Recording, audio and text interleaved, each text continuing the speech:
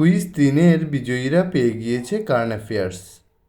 প্রথম স্থান অর্জন করেছে মেহেরুন্নেসা, দ্বিতীয় স্থান অর্জন করেছে তামিম আহমেদ, তৃতীয় স্থান অর্জন করেছে মুন্নিনাথ। কুইজ 4 অনুষ্ঠিত হবে পৌরনীতি ও সুশাসন প্রথম পত্রের 4র্থ অধ্যায় থেকে। সঠিক উত্তরদাতাদের মধ্য থেকে 3 জনকে দেওয়া হবে কারেন্ট অ্যাফেয়ার্স।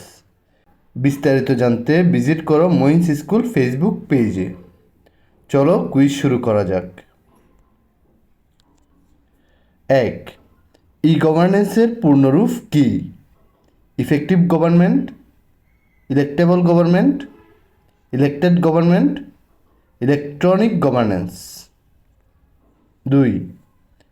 ক রাষ্ট্রে পরীক্ষার রেজাল্ট, আয়কর প্রদান ও বেতন ভাতা অনলাইনের মাধ্যমে প্রদান করা যায়। ক রাষ্ট্রে কোন ধরনের শাসন রয়েছে? ই governance, e CAS, e commerce, ই গভর্নর। 3. ই গভর্নেন্সকে বলে যোগাযোগের অবাধ প্রবাহ, তথ্য ও যোগাযোগ প্রযুক্তির অবাধ প্রবাহ, আইনের অবাধ প্রবাহ, বিচার বিভাগের স্বাধীনতা ও নিরপেক্ষতা। 4.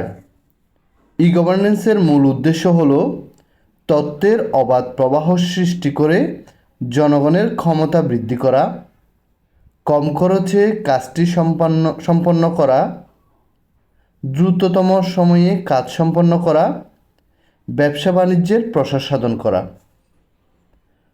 5.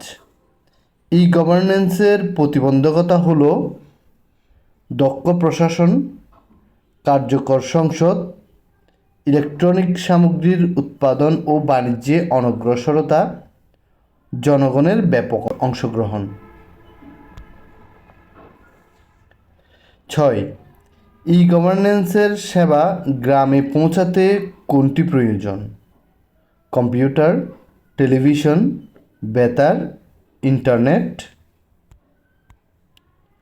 7.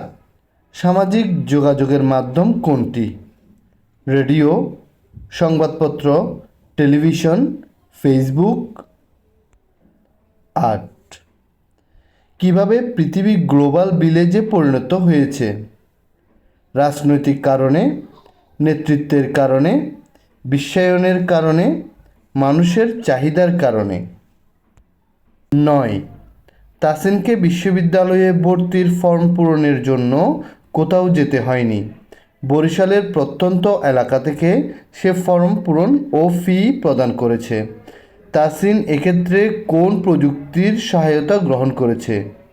Mobile, email, internet, Gmail. 10.